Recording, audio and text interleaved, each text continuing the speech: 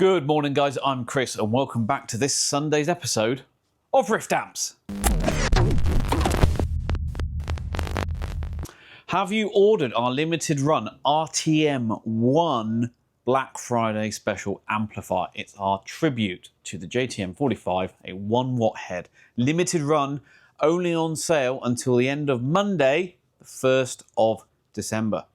Louis Electric Roadrunner. This is their AA1164, think Princeton Reverb. This one is a 1x10, so closer to a Princeton Reverb than, you know, the stuff that I do, which has got a 12-inch speaker, I guess. Same as the Headstrong Little King, that's a 12-inch speaker as well, I believe. Please correct me if I'm wrong. Anyway, this one has come in. The owner dropped it off because it's got an interesting problem with the tremolo, in that it doesn't appear to work, but it does work. But it's very slow in actually switching on. And if when you adjust the intensity or the speed, I believe, it will just switch itself back off, and then take ages and ages to kind of start affecting the thing. Bias tremolo in these, by the way, so it works by switching the output valves on and off. So we've got some things to do. Customer has requested, whilst it's in, that he would like the minimum tremolo speed to be slower than it is. Now, of course, with these things, you don't get something for nothing. So when we make the minimum speed slower, the upper speed is also slower. So it moves the whole thing over one. That's fine, because the maximum speed on this is arguably too fast anyway. So it's easy enough to make those changes and to get this thing where we are. So, as always, let's give it a quick listen, see what it's doing, see what it's not. Hopefully I can demonstrate to you on camera, and we will go from there. Right, you're going to have to deal with the microphones here. I'm not miking this thing up, but I just wanted to demonstrate to you how it currently is, what it's doing, all that kind of stuff. So, we've got guitar sound.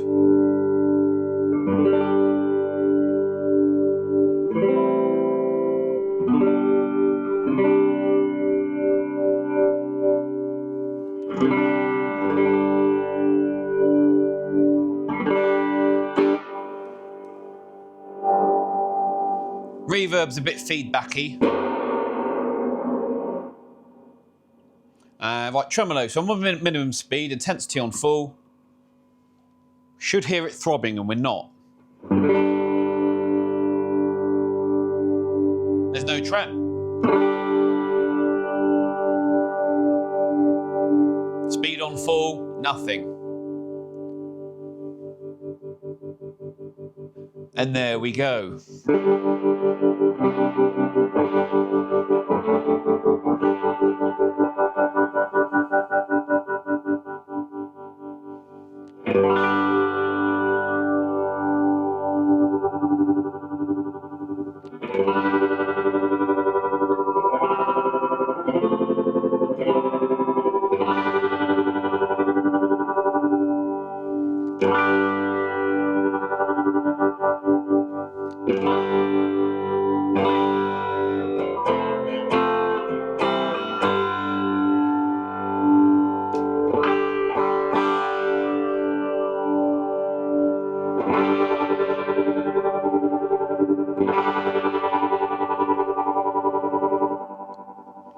Okay, very strange, very slow to react to both the speed and intensity controls. When I first tried to get it to work, there's a big delay there. So something's clearly not right with the tremolo circuit. Now, we know the tremolo is affected by the bias, so we need to check the bias in the amplifier, see what's going on. And yeah, let's open it up and have a look in. Now making all sorts of noises. Let's open it up, have a look inside. Right, let's get this P1 off then. And we'll start with the basics, shall we?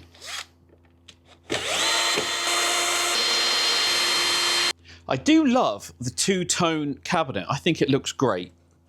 I really do. Very, very nice indeed. Lovely speaker cable. Nice thick quality. Nice Switchcraft plug. Soldered onto the speaker, which is a Celestion G10 Vintage 80th anniversary. Very, very nice. T5373A. Reverb connections, red to the left. Don't let me forget. Let's get that apart. We've got a hardwired mains cable. We've got a 2009 sticker here. Is that the year that it was built?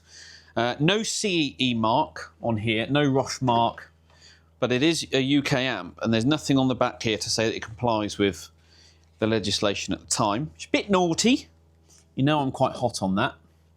So anyway, we'll get that apart. 5Y3 rectifier, two 6V6s. Right, let's start with V1. We should have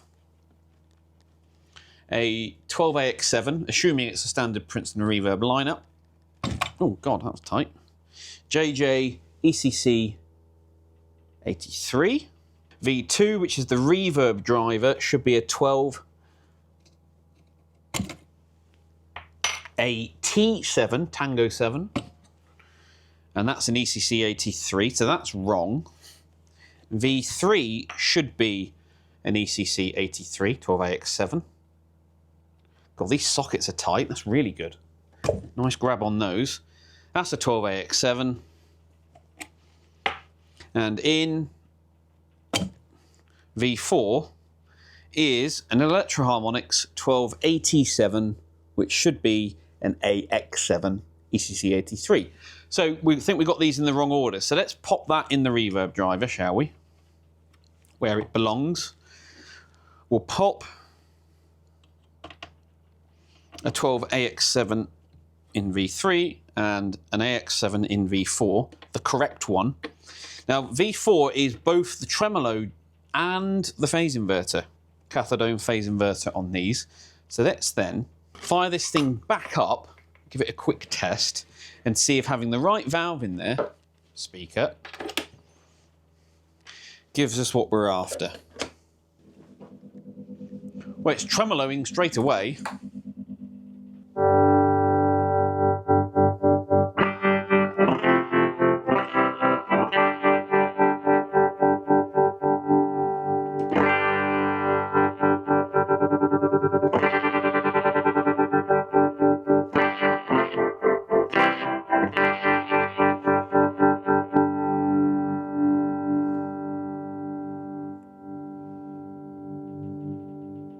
Oh, it's got a mid control on this as well. I didn't spot that.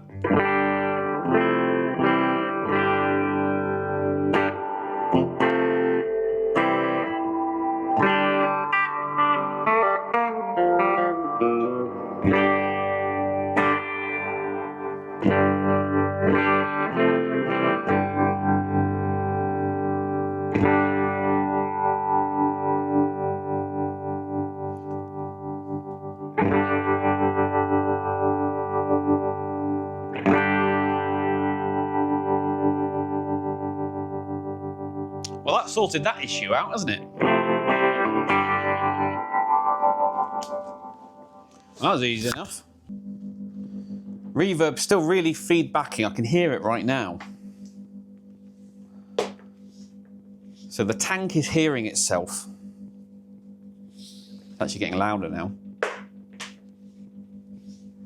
Okay, we've had the Columbia in before, haven't we, on the channel, but not the Roadrunner. The Columbia is the 6L6 version. All right, let's get this chassis out.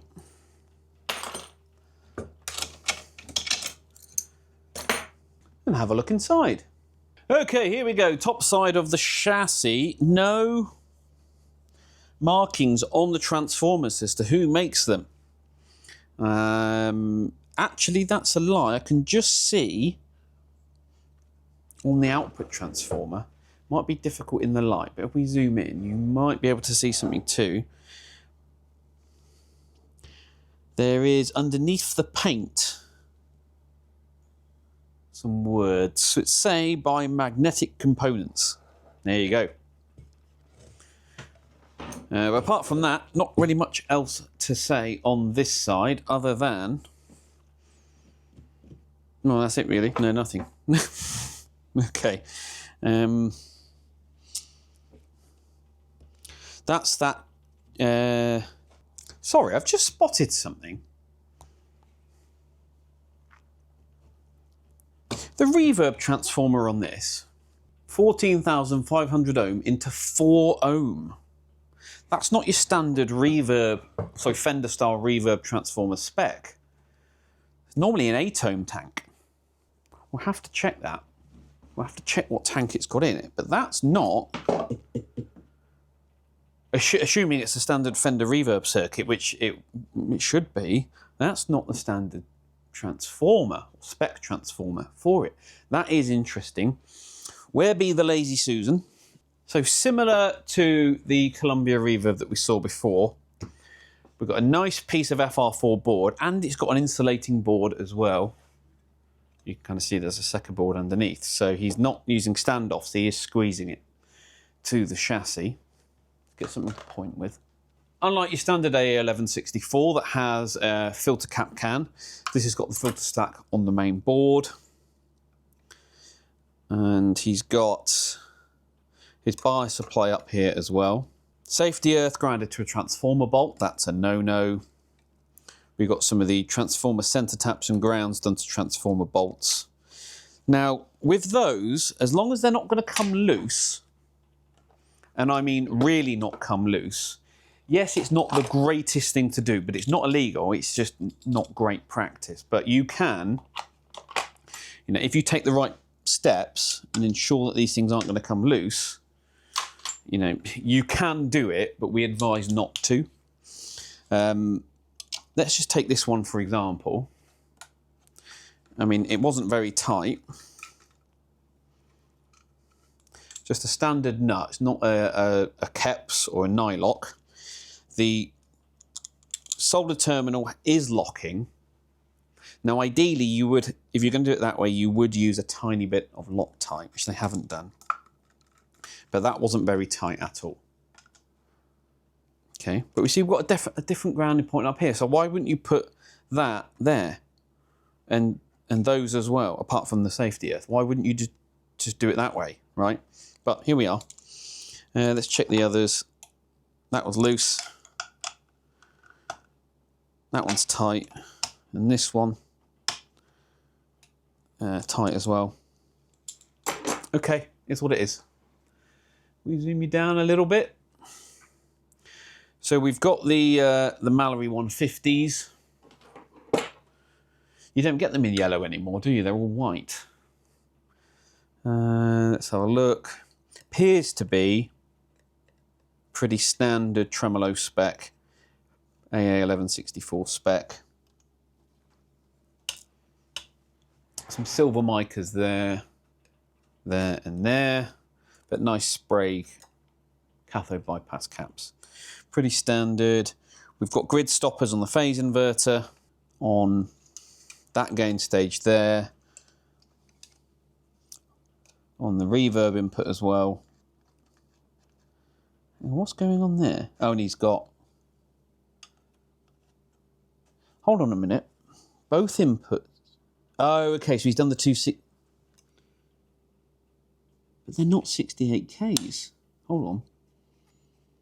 Brown and red, both coming from the inputs. Brown, black, orange is 10K. Interesting. Okay. Standard black panel values in the tone stack. That 250 picofarad, yes it is. Okay. Yeah, so it is pretty much an AA1164. Has someone else been in this before? Because I'm not convinced that some of these solder joints, especially around this tone stack, are original. Sorry, the filter stack. I don't think some of those solder joints look factory. A very messy one down here. Maybe it's had a recap before, I don't know. I mean, if it's a 2009 amp, what are we now? We're 16 years old, something like that. Yeah, and then look at all these separate grounds up here. Right, okay. So what am I going to do to slow the tremolo down? The way I do it is, so we've got a 22 here, we've got a 10 here and a 10 here. I replace these two with 22s. And then this resistor here is usually a 1 meg. I replace that with a 270k. And then adjust the bias accordingly. He's got an adjustable bias pot on the back there. And usually that's all you need to do to get to move the whole tremolo's range from here down to there. So everything gets slower, the top end and the bottom end. And the reason we change that resistor is to ensure, one, it means you can bias the valves hotter, because usually on a Princeton Reverb you bias them very cold so the tremolo doesn't become weak. But then we change that resistor to allow the tremolo to remain strong at the low settings. You get a nice deep, slow throb, which is really musical. So that's what we're going to do. And there are some other things I'd like to do to the amp, you know. Not convinced on some of these solder joints. Sorry, just spotted some stuff. But that's not what it's come in for. So unless there's anything that's really wrong with it, we can leave it as it is. Let's check the mains wiring then. So safety earth goes to the transformer bolt. We know that's a no-no. The neutral comes in, goes to the switch, which then goes to the transformer primary. No. The live goes to the fuse and then to the transformer primary. That's not UK electrical law for products. It's got to be live, fuse, switch, transformer. Now actually, because it's a captive mains cable, we need to switch both the live and the neutral at the same time. If this was a new build. I don't need to convert it to that because it's now a second-hand amp. I just need to make sure it's safe. And all of these should be shielded as well. Okay, we know where we are. We know what we're doing. I'm going to get this on the bench, do my tremolo conversion, and then we can fire it up on the test bench and see how we're getting on. Right, let's get these caps out then. So start by desoldering them and pulling them out with needle nose pliers so you don't burn your fingers. Using the solder sucker to get these things nice and clear of all the old solder. We don't want that in there. Resistors coming out too. Line up the new resistor, 270k, using a 1 watt carbon film. Get that in there nice and square, nice and neat, so it's looking as factory as possible, so it's a nice repair. All soldered in, and I'm replacing the 10 nanofarad Mallorys with 22 nanofarad Panasonics in the tremolo string. The first one's in, we'll get the second one in as well. All soldered into place. Tidy up a couple of other solder joints whilst we're at it, and that is all done, ready for testing. Okay, with those mods done, now fired up on the test bench. I've done nothing else to it so far. I just want to see where we are, what's going on with it. CompuBias connected. It's biased so cold. And we've got 10 and 11 milliamps per side. Usually, a Princeton Reverb-ish will be around 22 to 25. So this is biased very, very cold. You see those 6v6s are only dissipating 4.5 to 5 watts each, right? So something not quite right there. Where does that actually put us? They are JJs, so we say 4.8. We'll take the worst one, divided by 14, 34%.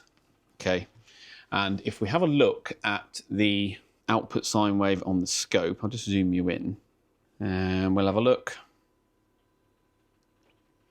at the point of clipping. And I'm not sure why it looks like it's tremoloing, but it's not, because I have got the tremolo currently defeated. 4 volts. Well, I mean, we'll be generous and call it 4.5 volts. It's doing 2.5 watts into 8 ohms. Something wrong with this amp, right? Okay. I'll just double check that I haven't made a mistake.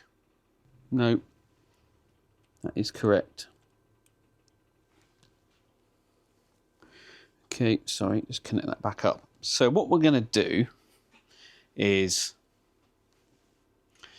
signal out, spin you back round so you can see the chassis. So let's say with these we're going to aim for 70, well, we want to be anywhere between 50 and 70%. So let's start with 60, shall we? So 14 times 0.6 we're looking for 8.5. So we're going to turn our bias pot until we get around 8.5 on here. This is just a rough starting point to see where we end up after that. I need my screwdriver, my good screwdriver. Here it is. So we're only pulling 47 watts out the wall.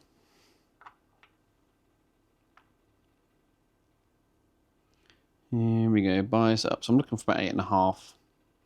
8.5 on the highest one. Yeah, about there. Remember I said to you about 22-ish milliamps. Okay.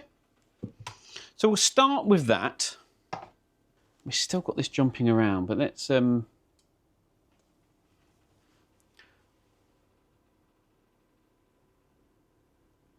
See, look, even then, we got rid of our crossover distortion.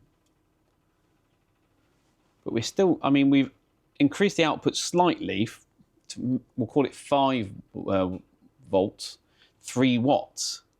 Something not happy with this amp, is there? We're definitely not getting the sort of voltage swing that we expect.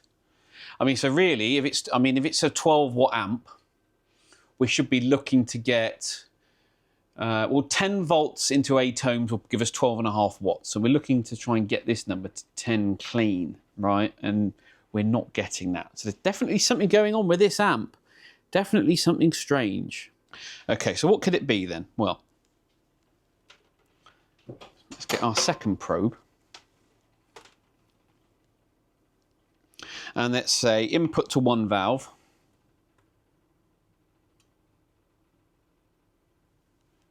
Is there. That's 23.6 volts. Input to the other side is there. You can see it's out of phase. Lovely. So the input's going into each output valve. Actually check on the socket itself. Is the same. So we've got the correct voltage going into the output valves. Let's see what comes out of the anodes rather than through the output transformer. So the yellow probe is on the output jack. So, you know, the secondary side of the output transformer. Let's check the primary side. Blue side first. Yeah, we've got nice big signal there, 47. Yeah, big signal there. And on this side, same again. But what's coming out of the output transformer is very low signal. Do we have a faulty output transformer? I suspect so. So let's grab one, tack it in and see if we get an improvement. Okay, right, as you can see, I've removed the other output transformer and I've just tack soldered a substitute in just for testing. And we have good news, approximately, roughly. We now have on the oscilloscope more output. It's doing, I've still got to sort out why it's jumping around like this. The tremolo is defeated, so I think we do have another issue as well, but it peaks at 9.5 volts, which puts us into 8 ohms at 11.3 watts. Okay, fine, we're back on power now. So we do have a faulty output transformer in this amplifier, which is no good, of course, so I'm going to have to call the customer and give him the bad news. If I'm doing that, and he's going to be spending the money, we're going to have to do some other bits and pieces in here. It's not really a healthy amp. It's very hummy, I'll be honest with you, especially the reverb. The lead dress isn't great. The grounding scheme definitely isn't great. So, you know, if I'm spending the time on it, we are going to go through, make those revisions and adjustments, try and make this amp the best it can be. Not going to be a full rebuild, of course. Good news, though, is that the tremolo does work, and it is much, much slower. So you can see at minimum speed, we've got a nice, deep, slow throb now. So customers can be really pleased with that, but until we sort out the rest of the issues with it, I mean, yeah, not a healthy amp at all. So we've got to get a decision on that. I mean, I've been looking at the more I look at some of the solder joints, I should say, the more disappointed I am. Now, I can't say at this moment in time whether the solder joints in this amp or the ones that I'm concerned about are factory or whether, you know, someone else has been in here. But look at that one there. You can see that that's a cold joint. You know, as day is night, that is a cold joint. So we need to sort that. There's some other bits and pieces in here that I'm just not happy with. Just not happy with at all. Whoops. So I'm going to go back to the customer now, tell him what I found, and say, well, if I'm doing that, I'm also doing this, this, and this, because we're certainly not going to, you know, put the expenditure and the money into the amp and then still leave stuff on the table. Does that make sense? You understand that? So yeah, there's something about boutique amps out of America lately. They're not quite living up to the expectations that consumers in the UK at least expect. You all know who I'm talking about. You all know what I'm saying. We can do better, but that's my job, isn't it? To fix this stuff. You know, if they're not going to do it right, I will, and I'll make sure the customer's happy. It gets weirder. So this is the transformer off the Louis Electric, and because it was painted black, I've scrubbed away some of the black paint to get the actual model number off it. Magnetic components 4018006.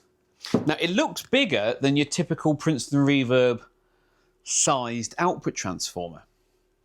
I mean, the one that I subbed in was a deluxe Reverb one. Now this unit is based on the 125A6A, which is for Vibrolux reverbs, that sort of size thing, bandmasters. All right, so it's a 40 watt or 35, 40 watt output transformer. And their version has 4, 8 and 16 ohm taps on the secondary. Now, why is this thing putting out such low power? Well, first thing I notice is that the brown anode wire has been spliced. Does that mean it's a replacement? I don't know. And we're looking at the secondary side right here. And the wire that was connected up to the speaker jack was the purple wire. The purple one was connected up, and the green and the yellow, as you can see there, have been cut short and heat shrinked off, so they're not in use. So it's the black is common, purple is the positive for whatever impedance that is, and that's the one that's in the amp, right? Typically for a Princeton Reverb, you are talking an 8K primary, 8,000 ohms, into an 8 ohm secondary. So you connect an 8 ohm speaker into the secondary, the reflected load onto the 6v6s is 8,000 ohms. Perfect, great. So that's what we're looking for. Quite a popular thing is to use a 6K6 or a 6K7 from a deluxe reverb if you're trying to squeeze more power out of the thing, but that's not what they're trying to do there, as far as I understand. But so why have you got a big 35, 40 watt output transformer in an amp that they rate at 12 watts? All right, maybe you're trying to stop output transformer saturation, trying to get more clean headroom or more bandwidth out of it. Maybe it's something like that. But okay, but here's the interesting thing. This is what we found. So, purple wire, 4018006. Here's the data sheet for that transformer. 40 watt output transformer, right? 4K primary into 4, 8 and 16 ohm. Okay, 40 watt transformer. The 16 ohm tap is connected up inside the amplifier. So if we plugged a 16 ohm speaker into that tap, we would get 4K on this side, right? But there's an 8 ohm speaker in the amp. So if you put 8 ohms in there, you only get 2K here. They're running those 6v6s at a 2K primary. I can't imagine that that's the original transformer for the amp, because that's not right. No idiot in their right mind would do that. Absolutely not. It doesn't make sense to me. So is this already a replacement transformer for the amp that somebody's wired in wrong? That makes the most sense to me. I can't imagine that Louis Electric would make that sort of mistake. Would you? Would they? there's already other questionable work inside the chassis, which to me looks like somebody else has been in there. So has somebody tried to mod this amp to get it to run 6L6s? Or have they got confused? Have they had a 4K transformer to hand and they tried to run it at 8K, but rather than hooking up the 4 ohm tap and putting 8 ohms into that to get the 8K, they've got it confused the other way around. I bet if I reconnect this back up, hook up the 4 ohm tap to an 8 ohm speaker, we're going to get more power back. That's my suspicion. I'm going to go on the internet again and do a bit more research, see if I can find other examples of this amp and find out what output transformer they came with the factory from. If I can get that information, then I know whether this is a replacement or not. I mean, why it's painted black, I don't know. That's weird to me. But also, the proof is there. There's an 8 ohm speaker in the cabinet, which means this is only a 2K load on those 6v6s. Far too low. By a factor of whatever it is. Yeah, not even half, it's a quarter, isn't it? So, yeah, we need to work this out. Maybe this transformer isn't faulty. Maybe it's just been hooked up wrong. I can't find anything online. Can't find any pictures of the original output transformer for the amp. Okay.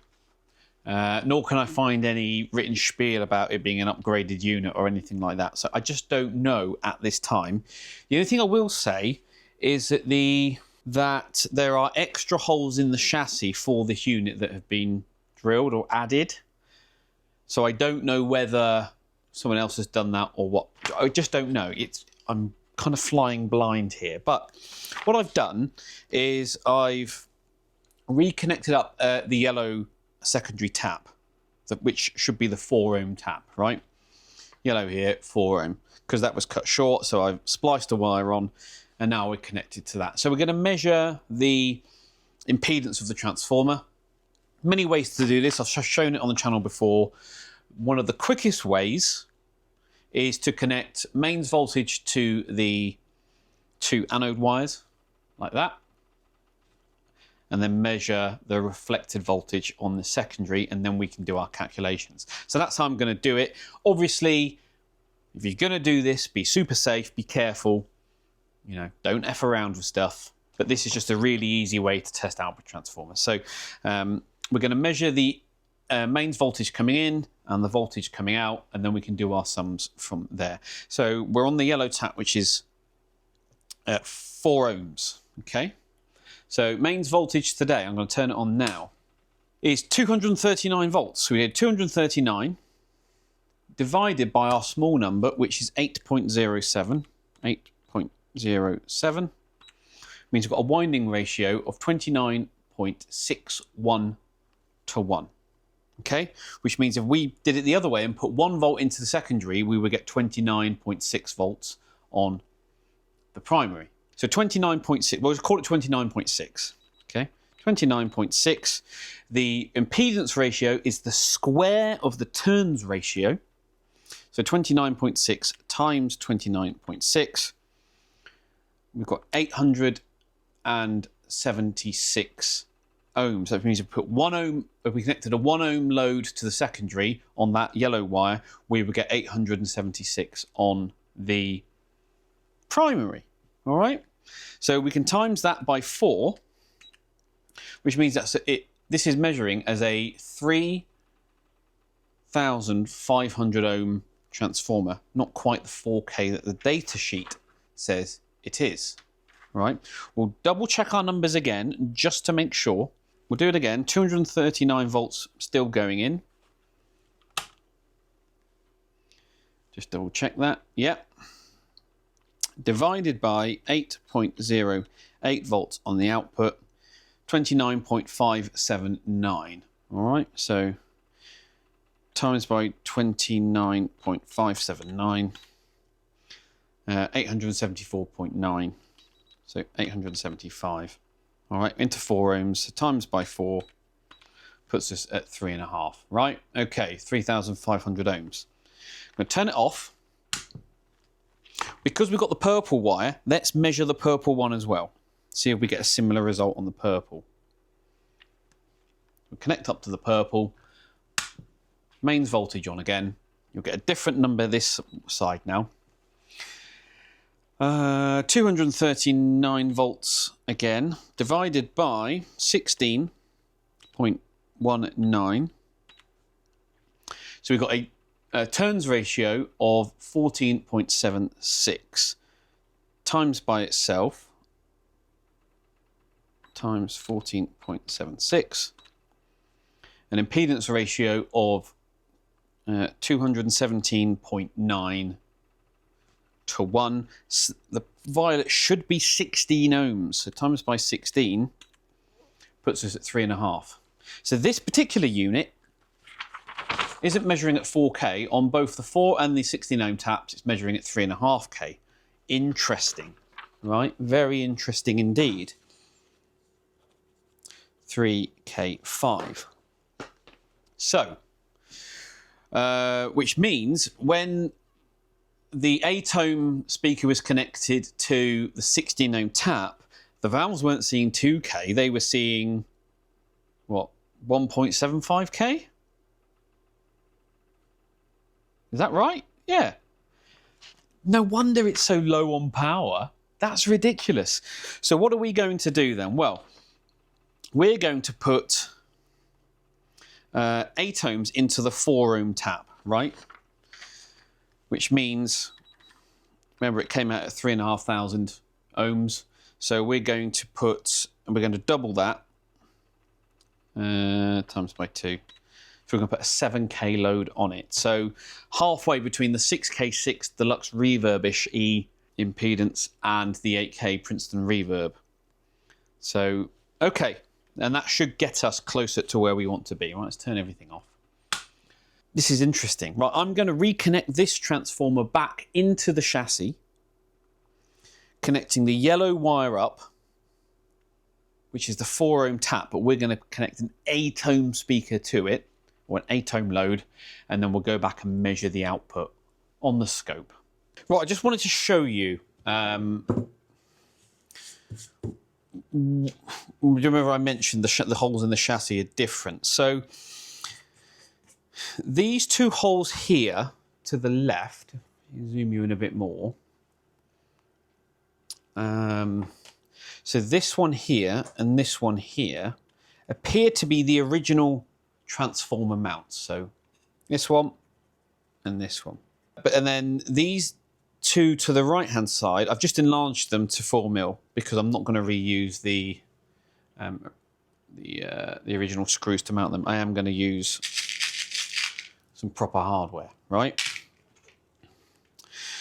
Because of this board mount screw that's sticking up from the chassis, you can see that sticking up there, this transformer can't mount on those holes, right? So when this was installed, somebody's come along and moved it over slightly and added these extra holes. Can you see? Yeah? You see that going on, right? But because of the grommet coming through there, they've also ground away. You can see the tool marking, the lip of that of the C-clamp mount, to make it all fit. This can't be factory. It can't be. It just can't, right? Somebody has been in here and messed around, which then makes me question whether that's the original mains transformer and whether that is the original reverb transformer, because we know the numbers on that are weird as well. So what is this amp? What's going on with it? It just doesn't really make much sense to me. I'm going to have to look at the tank in the cabinet to confirm whether that's correct. But I can't imagine why that would happen. I'm going to mount this transformer back onto the chassis with proper hardware, wire it back up again, we'll get it back on the test bench, put the valves back in, see where we kind of end up. Okay, going to give the customer a call. Hopefully he doesn't mind me recording the call. But we need to get more information and more background on this, because I can't imagine that that is how that chassis came out of the factory. It's not right. it's too weird, too bizarre, right? So I'm going to give the customer a call now, and we'll see what he says. Right, I've just had a chat with the customer on the phone. He bought the amp secondhand 2 or 3 years ago on Reverb. The only thing he'd done in the past was replace one of the preamp valves because that had failed. He can't remember which one it was. But I think we now know why the previous owner sold it and probably didn't tell anyone, because it can't be stock. It's not right. I've explained everything to the customer.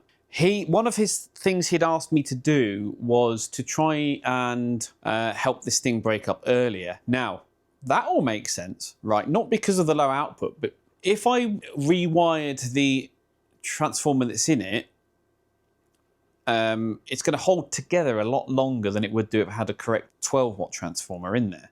So we're going to replace it with a unit, a correct unit that's going to work in the amp, wire all that in, and then, you know, we should get a better performing amp for him. So that's what we're going to do. But isn't that bizarre? Isn't that crazy? Absolutely, yeah, very interesting. Absolutely bizarre. Things you come across, right? Output transformer installed, wired in. I also redid some of the solder joints and stuff, but there's so much old, crappy solder and stuff that it's a bit of a losing battle, to be honest. You'd spend ages on this just trying to get stuff right. But we now have output on the scope, and it does, into 8 ohms, it's doing around 11 watts. So, you know, what's a watt between friends, eh? On to the next issue, which I'm just casting my eye over stuff. Our anode to cathode voltage is, you know, 415-ish, jumping around a little bit. But it's kind of, you know, where you would kind of expect these things to be. But here's the really interesting thing, and another bizarre thing, I can't think of any other word to describe it, that I found inside this amp. In that this amp, unlike most other Princeton Reverb types, which would run a 5U4 or a GZ34 rectifier valve, this one's got a 5Y3, and I've checked on the Louis Electric website, and that is indeed what they list this amp as having. Now, personally, I wouldn't run a 5Y3 on these. They've become very highly stressed, especially for the amount of current and stuff and the way it's configured. They're borderline, right? No backup diodes either. But I was just looking at the rectifier socket and something caught my eye, and you have a look too and tell me what you think. There it is. Hopefully there's a good angle on that. What do you see? Pause the video if you want. Have a good look at the image in front of you. What do you see? Well, if you haven't worked it out already, it's got 2 different coloured wires feeding the anodes of the rectifier valve. We've got a red one here, and you've got a purple one here. Red one there, purple one. And these are the high voltage wires feeding the rectifier valve. Okay. The other red one is cut off, and the other purple one is cut off. Right? Now, usually, you wouldn't do that. You wouldn't have a different coloured wires. So, let's do some measurements together. I want to make sure you can see. Touch the chassis. 0. Okay. So, the red wire to centre tap, 357 volts. So it's probably a 360 volt. The other red one that's been cut short, 362, unloaded, so it's probably 360. The purple one, however, the one that is connected up, is 213. And the other purple one, which is unloaded, 210. So he's got a high voltage one and a low voltage one, both feeding the rectifier. The bias supply is fed off the purple wire. This blue one here connects to the same point. And that's how he's getting his high voltage. Is that correct? Again, I don't know. I can't find any other chassis shots of this. I suppose I could email Louis Electric and ask the question, is that right?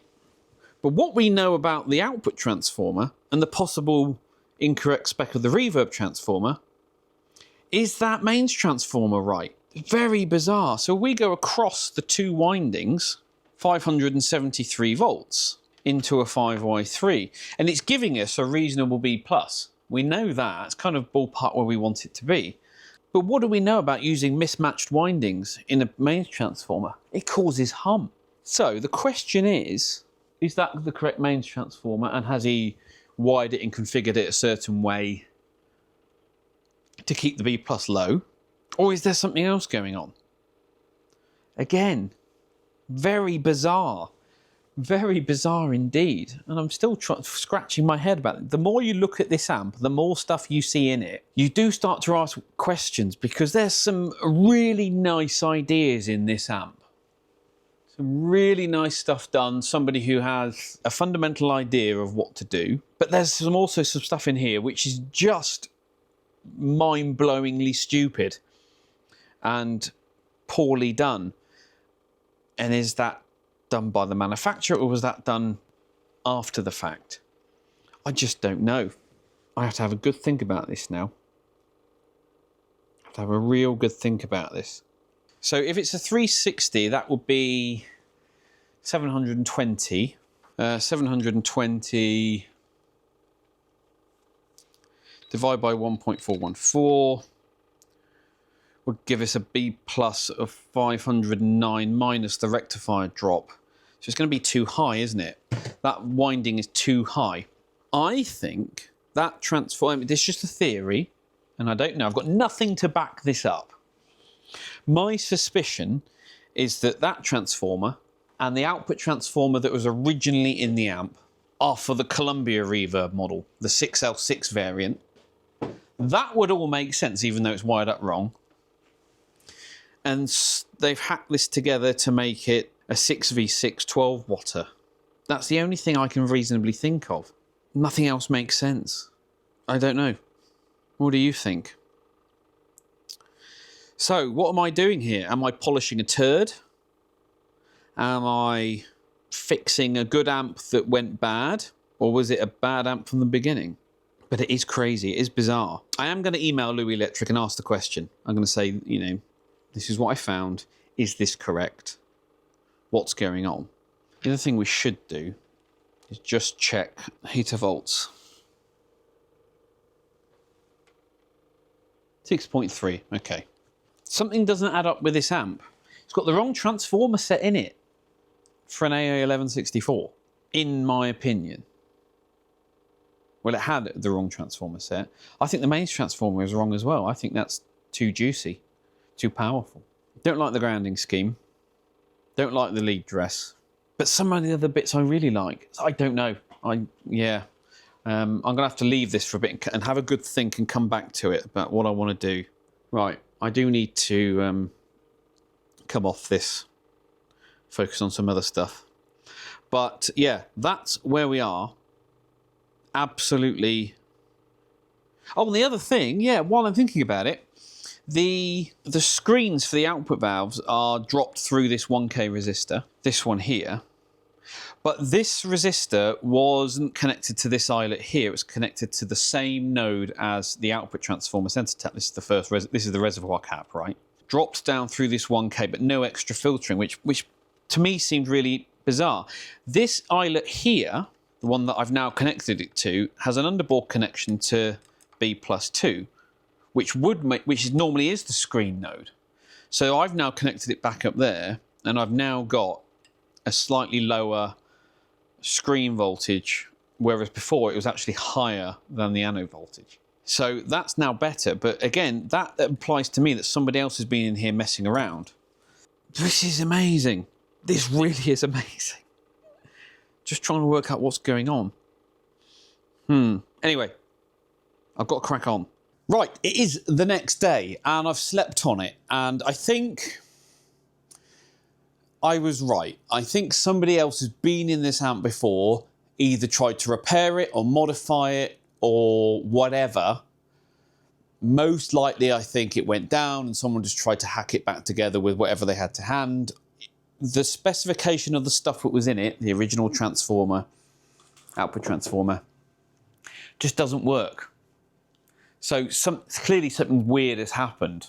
Anyway, the owner just wants a good sounding Princeton reverb, and there's no reason that we can't make that amp sound like a really good Princeton reverb.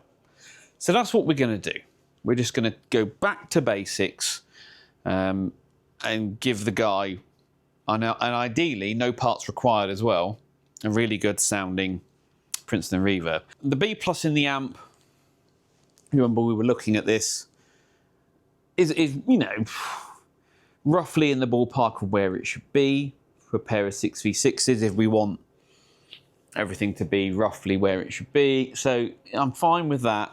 I don't like that it's a 5x3. I would prefer a GZ34 in there, but there's no combination of high voltage secondary taps that is going to get me roughly where it will be unless we do some major modification. The mains transformer in it is just too big and powerful for that sort of circuit. If it was a 6L6 thing, you know, we're trying to push 30-ish watts out of it, yeah, we'd use it and it'd make it work, but there's something going on there. Anyway, so let's look at this reverb, right? Because the reverb transformer in it, again, isn't the usual spec, which, again, I think is really bizarre.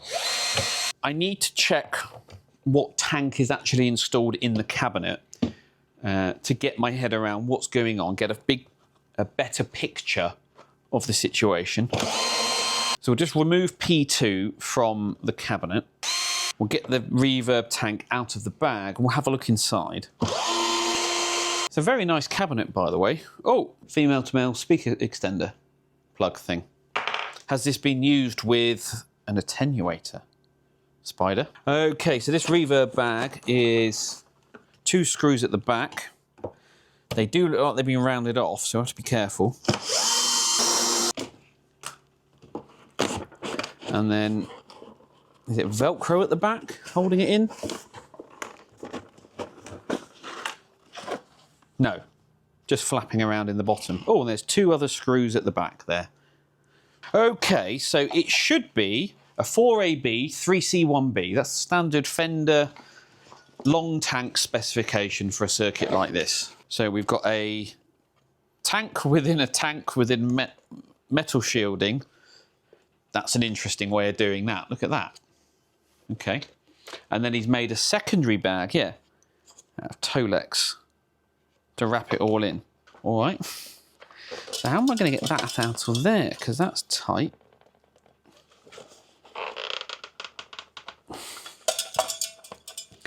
Is that standard? I don't think that's standard. And that's so tight on there, I'm going to have to undo that to actually get this tank out of the bag. This can't be factory. Again, somebody's been in here, look. There's a label on there. I think I know what I'm going to call this video. A true can of worms. Right, okay. A couple of things to note. It is an Accutronics 4AB 3C1B. So that's the correct tank, or the usual tank that you'd expect to find. That connector is broken. Hopefully it's just the plug that can be rebent back into place. Yeah, it is. Cool. The red side appears to be fine. No wires broken there. Okay, so we've got the correct tank. So let's then go back to the chassis and have a look at that reverb transformer. Okay, we are looking at the reverb transformer. And if you remember, it is listed as 14,500 ohms into 4 ohms, which isn't the usual spec for a Fender style reverb transformer. Usually they are 25,000 ohms into 8 ohms. But with this, if you were to put, because it's into 4 ohms, if you put an 8 ohm into that, 14,500, you double it, you get 29,000 ohms if that is indeed the specification of this unit. So we're going to measure it. We're not going to make any assumptions. We're going to test it. So same as we did with our output transformer, going to put mains voltage into the primary and measure what comes out of the secondary. That will give us our winding ratio, which we can then convert to our impedance ratio and work out where we are. Cool? Got that? Right. Okay, so let's go. Mains voltage today is 241.2 volts. Divide by the small number, 4.59.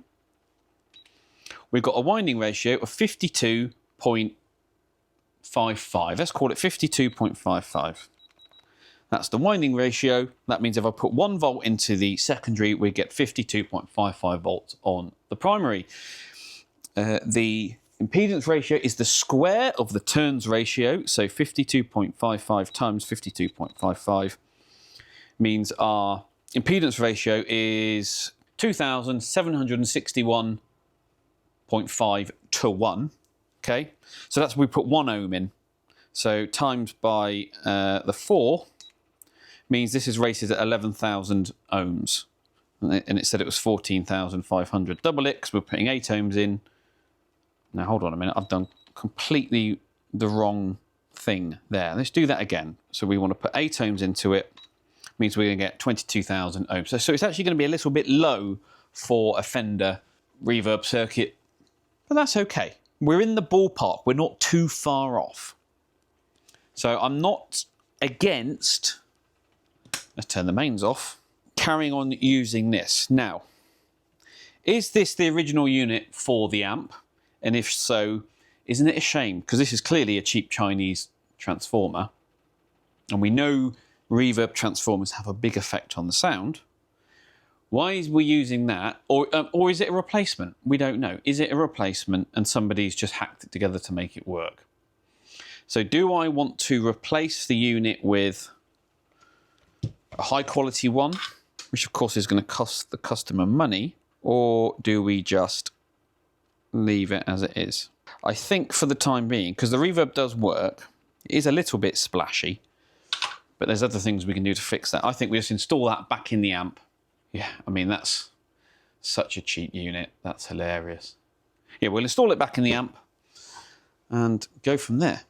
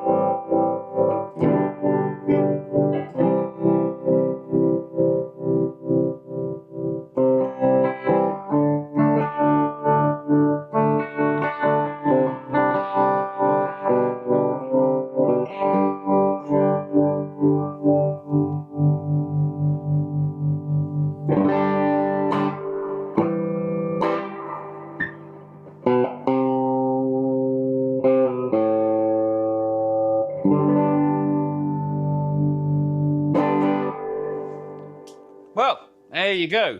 It's about as good as I'm going to get it unless I spend many, many more hours doing all the extra little bits where this amp kind of falls flat compared to, you know, the competition and where it could be. But, you know, it's much better than it was. It's now putting out, what was it, 11.5-ish watts, so kind of there. Reverb's good, Tremolo's good. Because it's got the mid control, it's a little bit less gainy than normal. So it is a bit of a cleaner amp, but it does sound good. So I think the customer's going to be happy with it. I'm happy with the numbers. Interesting, really interesting. The closer you look at this amp, the worse it got. And I can't imagine that it's all manufacture. I think a lot of this is someone else has been in here faffing around with it. But we've now got, you know, a Princeton Reverb that sounds pretty good. Well, that's it then, guys. Thank you very much for watching once again. Oh no, we didn't have time to do the champ. Maybe next week. As always, please give this video a thumbs up. All of your comments and questions down below. Subscribe, hit the notification bell if you haven't already. If you're feeling super generous, why not buy a t-shirt, go for our Black Friday limited run, or join the channel like these guys have, and I will catch you all at the next one.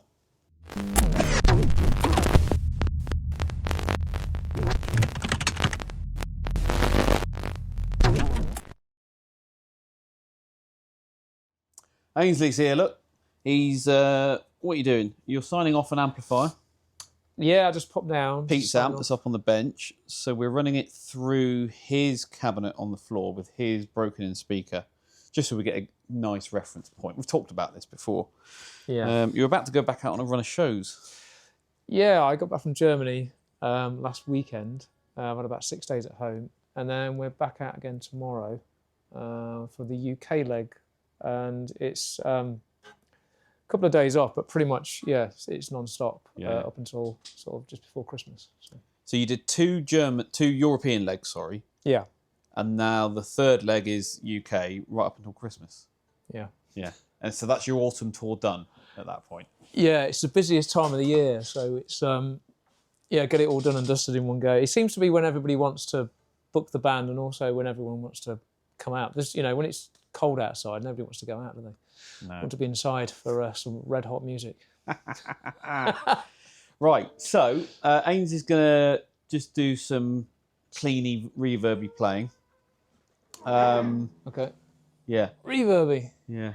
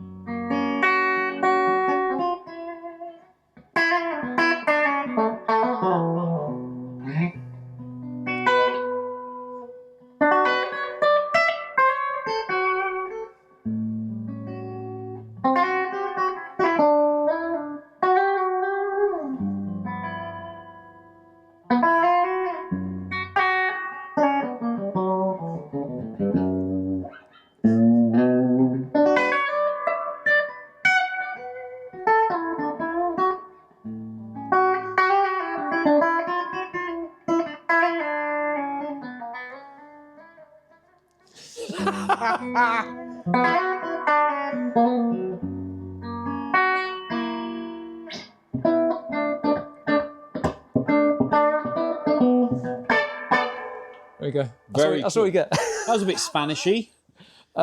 Yeah, well, recently I did an event for a guitarist in Gibson, at the Gibson Garage in London. And that was the Burst thing, wasn't it? Yeah, the Burst thing. And they had Gary Moore's old Stripe Les Paul there. And I remember seeing a clip of Gary Moore play, it's a song called Separate Ways, and live he used to do like an intro.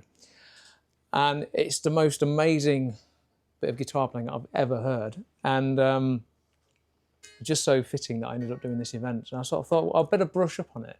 But I never actually got around to playing on the evening. So that was my version, slightly adjusted version on a blue Strat. Yeah, why not? Yeah. Did you see what his the red Strat sold for? Yeah, it was about 250, was it 254, was it? Or something? It was well over $250,000. Yeah. Yeah. Yeah. Which is just insane. Well, it's mad because it's like, I mean, I suppose with that kind of thing, it goes way beyond what it's worth as a vintage piece. It's the fact it was his, isn't it? It's that connection. I mean, I think it was quite, you know, there was changed pickups, there was modifications, whatever. But I suppose anybody that's going to buy something like that, you're not buying it because it's a 61 Strat or whatever. You're buying it because it was Gary Moore's pride and joy. Yeah, absolutely. But yeah, crazy stuff. Amazing. Right, well, thanks for popping down. We've signed the amp off, so we're happy with that. Shall we tell them about the new thing? No.